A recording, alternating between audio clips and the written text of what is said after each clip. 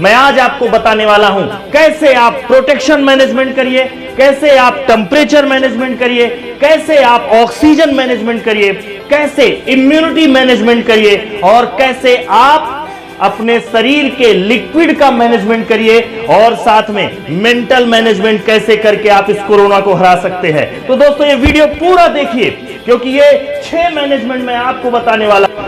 नमस्कार दोस्तों, आरोग्यम टीम में आप सभी का मैं अवनीश मिश्रा स्वागत, वंदन और अभिनंदन करता हूं। दोस्तों बहुत दिनों से मैं सोच रहा था, लेकिन मैं इस वीडियो को बनाने में प्रिपेयर हो रहा था, तैयारी कर रहा था। दोस्तों ये वीडियो टोटल कोविड के लिए समर्पित है। कोरोना वायरस जिस तरह से भारत को ग्रसित कर रहा है, उस तरह से वो देखते हुए दिल को चैन और सुकून सब खत्म होता जा रहा है। हमारे आसपास रोज एक ना एक ऐसा न्यूज आता है कि हमारा कोई साथी है, हमारा कोई साथ में काम करने वाला है, या बड़े बड़े पैसे वाले और अच्छे अच्छे कम उम्र के लोग इस बार जा रहे हैं। लेकिन आप ज्यादा घबराइए मत, क्योंकि भारत में अगर मैं बात करूं यूएसए, ब्राजील, अर्जेंटीना और रशिया, इन सभी की अगर पॉपुलेशन को जोड़ा जाए तो 122 करोड़ लोग होते हैं, जिनमें 9 करोड़ 50 लाख से ज्यादा लोग इन्फेक्टेड हो चुके हैं, जिनका इन्फेक्शन का रेशियो जो है वो लगभग 7% का है और मृत्यु दर भी बहुत ज्यादा है। लेकिन इंडिया में अभी 0.1% ही हुआ।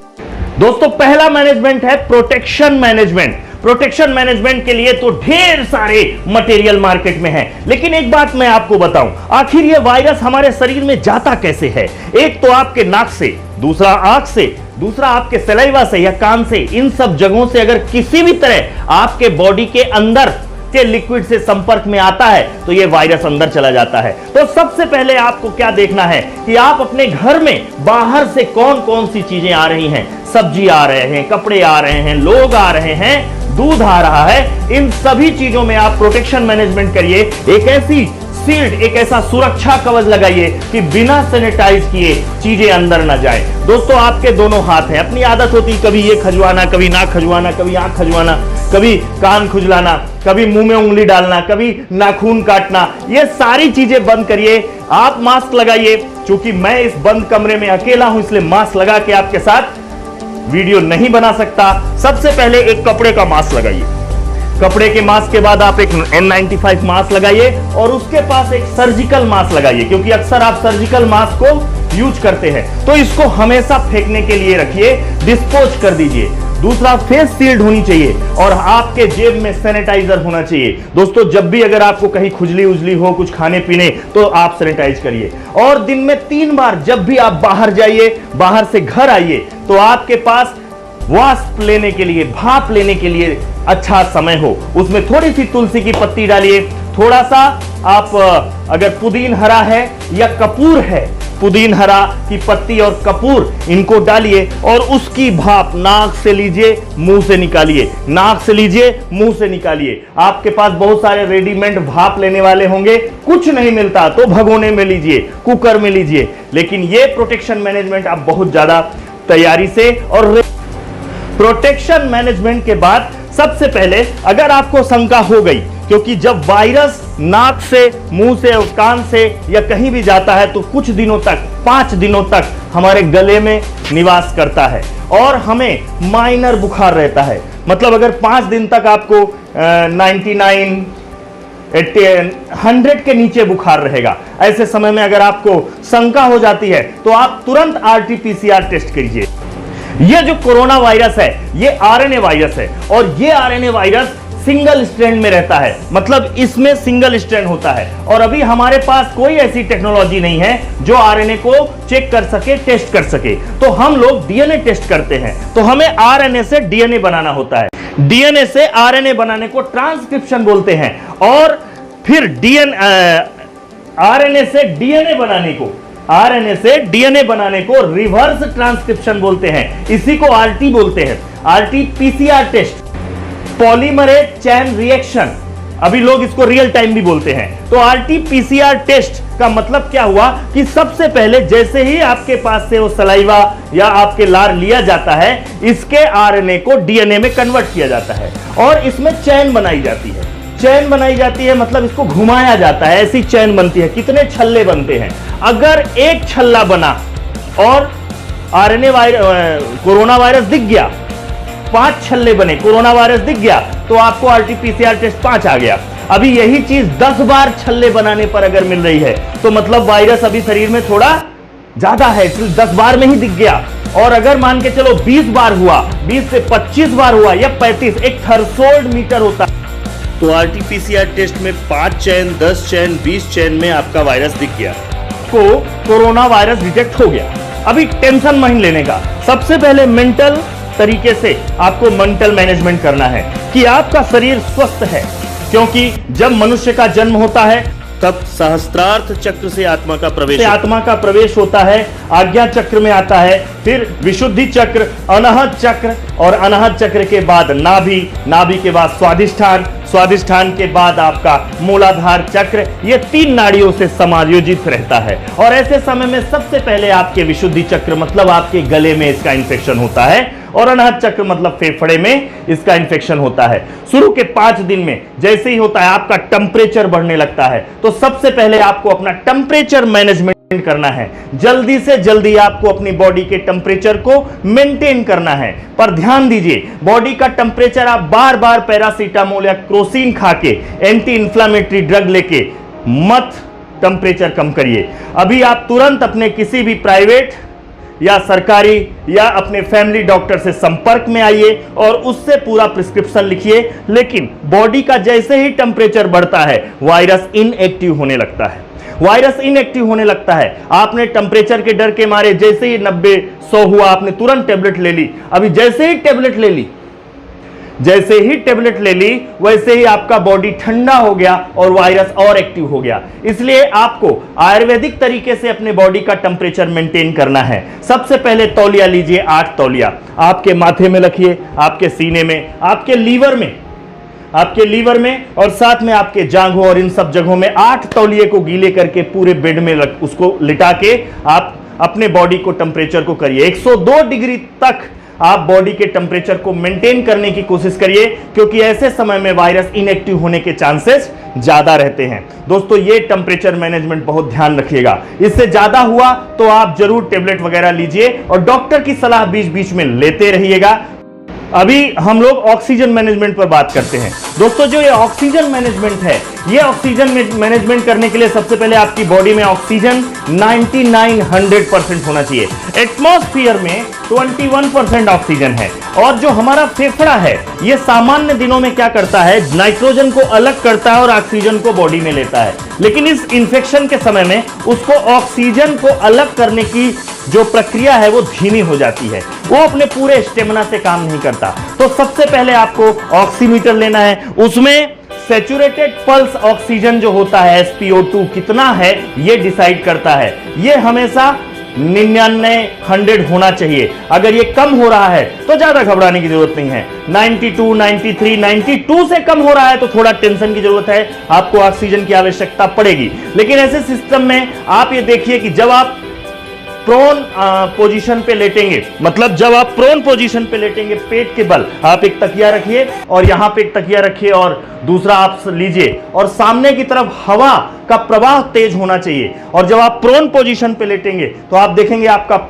ऑक्सीजन लेवल बढ़ने लगेगा, क्योंकि जब आप ऐसे पोजीशन पे रहते हैं तो ये जो हार्ट है और रिब है, इसका वजन आपके फेफड़े पे पड़ता है, जिससे फेफड़ा पूरी स्टेमिना के साथ ऑक्सीजन को अलग नहीं कर पाता। इसलिए सबसे बड़ी चीज ऑक्सीजन में घबराना नहीं है। दूसरी चीज, सबसे चीज, जैसे ही आप घबराहट आता, अरे मेरा 92 हो गया, अरे मेरा 93 हो गया, तो आप 2-4% तो अपने घबराहट की वजह से गिरा देते हैं। आप आराम करिए, आराम से लंबी लंबी सांस लीजिए, धीरे धीरे सांस लीजिए, प्राणायाम की तरह आप अपने जो सांस के लेवल को है वो अंदर बाहर करिए और महसूस करिए कि आपके शरीर में ऑक्सीजन जा रहा है, ऑक्सीजन जा रहा है। अपने दिमाग को जितना कूल करेंगे उतने जल्दी आप ऑक्सीजन, और ऐसे नहीं कि 1-2 घंटे 15 मिनट आप प्रोन पोजीशन पे लेटिए, आप कम से कम इसमें 15-15, 16-16 घंटे तक आप ऑक्सीजन में लेटेंगे और लगातार करवट बदलते रहिए। पहली चीज, आप करवट लेफ्ट साइड में रहिए और फिर प्रोन पोजीशन में आइए, लेफ्ट साइड में रहिए। अचानक खड़े मत होइए, नहीं तो ऑक्सीजन लेवल तुरंत गिरेगा। तो एक ये चीज देखिए, खासकर गर्भवती महिलाएं ऐसा ना करें, जिनको हार्ट का प्रॉब्लम है वो ये पोजीशन पे ना जाएं।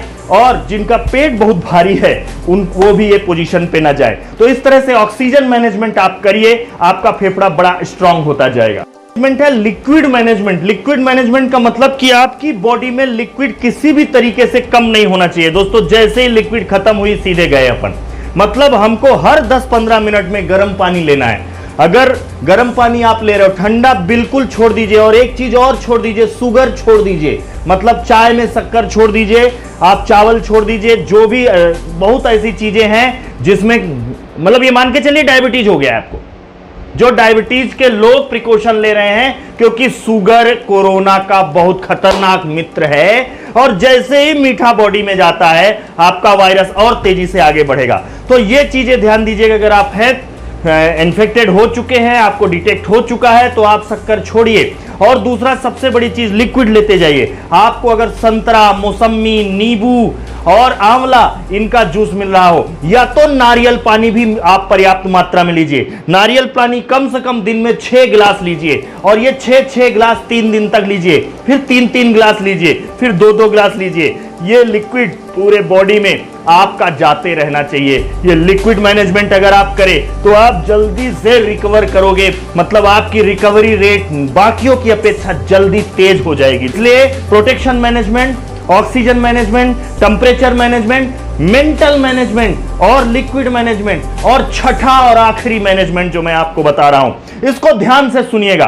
क्योंकि यह मैनेजमेंट आपको इतना मजबूत कर देगा कि 3 से 4 से 5 दिन में आप कोरोना से बाहर निकल सकते हो। तो ध्यान से आगे की 3 मिनट की स्लाइड और देख। इन्फेक्शन के समय आपका जो लीवर होता है, ये लीवर को हैवी वर्क करना पड़ता है, यही हीट करता है, और इसी वजह से हाइपोथैलेमस में आपका टेम्परेचर बढ़ा दिया जाता है। दोस्तों जब लीवर को मजबूत करना बहुत जरूरी है, इसलिए आपको लीवर को सही रखने के लिए लीवर को जो पोषण चाहिए वो पोषण आपको बहुत आवश्यक है। वो क्या क्या जड़ी बूटियां हैं, वो क्या क्या ऐसे आयुर्वेद के तत्व हैं जिनसे लीवर बहुत स्ट्रांग रहेगा, तो देखते हैं। हमारे शरीर का सबसे बड़ा ग्लैंड है और इसकी सुरक्षा करके ऐसे इन्फेक्शन के समय लीवर बहुत ज्यादा कमजोर हो जाता है, जिससे वो अपनी बॉडी के सारे केमिकल बैलेंस में लोचा मार देता है। तो सबसे पहले आपको चाहिए मिल्क थिसिस एक्सट्रैक्ट। ये पर्यावरण के टॉक्सिक से लीवर को सुरक्षित रखता है और कोशिकाओं की पुनरावृत्ति में मदद करता है। दूसरा होता है कुतकी। यह लीवर के स्वास्थ्य के लिए एक प्रभावशाली एजेंट है। यह लीवर के एंजाइम को नियंत्रित करता है। कलमेग ये हिप्टो प्रोटेक्टिव या हिप्टो स्टिमुलेटिव गुण दर्शाता है। इसके उपयोग पीलिया वगैरह जैसे जब हैवी वायरस इन्फेक्शन होता है उस समय इसका उपयोग होता है। भुई आंवला यह लीवर की कोशिकाओं को पुनरावृत्ति को बढ़ा देता है, मतलब सेल डिवीजन बढ़ा देता है, और प्लाज्मा लेसिथिन की गतिविधियों को भी बढ़ा देता है, तो इसलिए बहुत आवश्यक है इस कोविड के समय। कासनी यह लीवर को सुगम कार्यवाही करता है, पित्त के श्रावण में मदद करता है। पुनर्नवा यह लीवर को दुरुस्त बनाता है। चिरैता लीवर स्वास्थ्य के लिए उपयोगी टॉनिक है, जो कि कमजोरी को कम करके पुनः स्वास्थ्य प्रदान करने में मदद करता है। काकमाची यह केमिकल द्वारा जो आप दवा खा रहे हो इस समय, वो लीवर में जो विषाक्तता है उसके कारण जो लीवर सिकुड़ता है, ऐसी अवस्थाओं में संरक्षक के रूप में काकमाची काम करता है। लेसिथिन यह सिरोसिस जो सिकुड़ रहा है उसको भी रोकने में मदद करेगा। तो ये सारे तत्व आपके न्यूट्री लीवर में हैं और ये न्यूट्री लीवर में इसके एक्सट्रैक्ट है।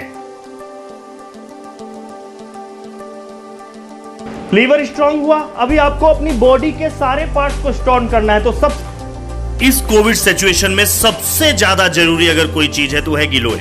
आयुर्वेद में इसे जीवन का अमृत भी कहा गया है और इसका उपयोग प्रतिरोधक क्षमता, चयापचय, मेटाबॉलिज्म और शक्तिशाली एंटीऑक्सीडेंट के तरह काम करता है। यह लीवर को भी सेहतमंद बनाता है। दूसरा सबसे ज्यादा जरूरी आंवला। हाँ, आंवला यह परंपरागत रूप से सामान्य जीवन, शक्ति, बुद्धि और समझ को भी बढ़ाता है। यह रोग से लड़ने की शक्ति को बढ़ाता है और दीर्घायु जीवन भी ये लेके आ रहा है। लहसुन का खाना हृदय, फेफड़ा, शरीर और यौन शक्ति इन सब की जरूरत पड़ेगी। ये आपके इम्यूनिटी को बहुत जबरदस्त करेगा। तुलसी तो अपने आप में एक बेहतरीन प्रतिरक्षा प्रतिक्रिया, इम्यून रिस्पॉन्स को बना के रखने में सहायक रहती है। कंटकारी, जैसा कि संस्कृत नाम ही स्पष्ट है, यह पारंपरिक औषधि गले में खराश, सूजन संबंधी परिस्थितियों को के लिए उपयोगी रहती है। सुंठी यह एक मसाला है जो आमतौर पर मेटाबॉलिज्म को संतुलित करती है, कफ की परेशानी को नियंत्रित करती है। हरिद्रा हल्दी यह है कारिक्यूमिन हरिद्रा के सबसे महत्वपूर्ण फाइटोन्यूट्रिएंट्स में से एक है, जो एंटीऑक्सीडेंट, रोग प्रतिरोध शक्ति को नियंत्रित करने वाला, इम्यूनोमॉड्यूलेटर, एंटी इंफ्लेमेटरी और सूजन को कम करने वाली औषधि है, जो भारत में आमतौर में खाद्य पदार्थ के रूप में भी उपयोग होती है और ये बहुत आवश्यक है। विटामिन सी एक स्वास्थ्य प्रतिरक्षा प्रतिक्रिया, इस समय इम्यूनिटी रिस्पांस के लिए, कोरोना से लड़ने के लिए विटामिन सी की बहुत ज्यादा आवश्यकता होती है। जस्ता जिंक यह शरीर द्वारा अलग अलग एंजाइम बनाने के लिए बहुत महत्वपूर्ण तत्व है।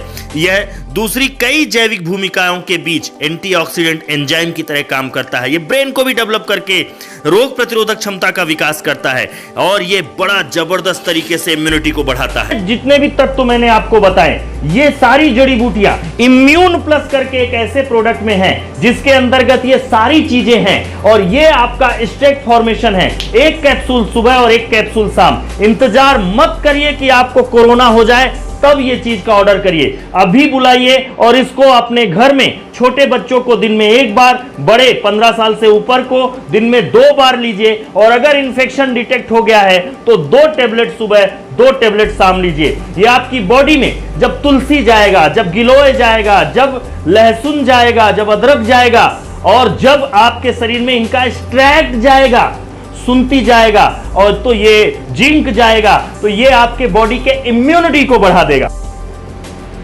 इम्यूनिटी मैनेजमेंट में पहला लीवर हो गया, दूसरा बॉडी पार्ट्स होंगे। अभी तीसरा आपके खाने में प्रोटीन की मात्रा ज्यादा होना चाहिए। डेली डाइट में 13 विटामिन और 10 मिनरल्स होना बहुत जरूरी है, जो आपके इम्यूनिटी सिस्टम को और शारीरिक विकास के लिए बहुत अच्छा करेगा। ल्यूटिन और जेक्साथीन यह एक कैरोटीनॉइड है, शक्तिशाली एंटीऑक्सीडेंट है। ये बहुत जबरदस्त चीज है और ये आपके लिए बहुत आवश्यक है। प्रोबायोटिक बाइफाइडोबैक्टीरियल लोगम और लैक्टोबैसिलस एसिडोफिलस ये दोनों दोस्ताना बैक्टीरिया हैं और प्रोबायोटिक की नस्ल है जो संपूर्ण इंटेस्टाइन को स्वस्थ रखता है। और प्रीबायोटिक इन्यूलिन एक प्रीबायोटिक है जो भोजन का काम करता है प्रोबायोटिक के लिए। तो एलोवेरा अर्क भी चाहिए आपको, एक उसके लिए लीवर और मेटाबॉलिज्म को बनाए रखने के लिए। ओमेगा 3 DHA चाहिए और भोजन में आपके साथ छाछ के प्रोटीन का गाढ़ा घोल, चावल के प्रोटीन, मटर का प्रोटीन और आइसोलेटेड सोया प्रोटीन और दूध का प्रोटीन आपके रोज के खाने में होना चाहिए। प्रोटीन एक खास मिश्रण है, वयस्क को रोजाना ये आवश्यक होता है और ऐसे समय में आपकी कोशिकाओं को रिजनरेट करने के लिए ये बहुत आवश्यक है। और ये सारे तत्व जो मैंने आपको अभी गिनाए हैं, ये सारे के सारे ये नेचुरामोर प्लस में है और इस नेचुरामोर प्लस में वो सारी चीजें हैं जो ऐसे समय में आपकी बॉडी को आवश्यक होता है। तो दोस्तों आज हमने देखा इम्यून प्लस जो आपकी इम्यूनिटी को बूस्ट कर रहा है, न्यूट्रीलीवर जो आपके लीवर को मैनेज कर रहा है और नेचुरामोर प्लस जो आपकी डाइटरी सप्लीमेंट के रूप में आपकी बॉडी में प्रोटीन और मिनरल्स और विटामिन की भरपाई कर रहा है। ये तीनों प्रोडक्ट को पाने के लिए नीचे सब्सक्रिप्शन में एक लिंक है जिससे आप ऑर्डर कर सकते हैं और अधिक जानकारी के लिए आप नीचे लिखे नंबर पर संपर्क कर सकते हैं। आपको ये जिसने भी ये शेयर किया है उसके पास जरूर इसकी जानकारी होगी, तो जिसने भी ये वीडियो आपको दिया है उसको तुरंत कॉल करिए और ये कोविड मैनेजमेंट करिए। दोस्तों मैं उन सभी कोविड या अन्य लोग जो इस दुनिया में नहीं हैं, इस महामारी के चलते उस दुनिया को छोड़ चुके हैं, परमपिता परमेश्वर से प्रार्थना करता हूं कि उनको अपने चरणों में जगह दें, उनके मन को शांत करें और जो लोग इस दुनिया में हैं उस दुनिया में इस कोरोना जैसे महाराक्षस को खत्म करें। सर्वे भवन्तु सुखिनः, सर्वे सन्तु निरामया। हे परमात्मा, विश्व का कल्याण हो। धन्यवाद। वीडियो ज़्यादा से ज़्यादा शेयर करिएगा, लोगों तक पहुंचाइएगा, क्योंकि अगर लोगों ने प्रोटेक्शन मैनेजमेंट किया, ऑक्सीजन मैनेजमेंट किया, अपने बॉडी के टेम्परेचर मैनेजमेंट किया, अपनी बॉडी का लिक्विड मैनेजमेंट किया, साथ में अपना इम्यूनिटी मैनेजमेंट किया और अपना मेंटल स्टेटस को स्ट्रांग रखा तो कोरोना 100% हारेगा और हम जीतेंगे। धन्यवाद। धरा प्रणाम। चैनल सब्सक्राइब करना मत भूलिए, बेल आइकॉन जरूर दबाइए।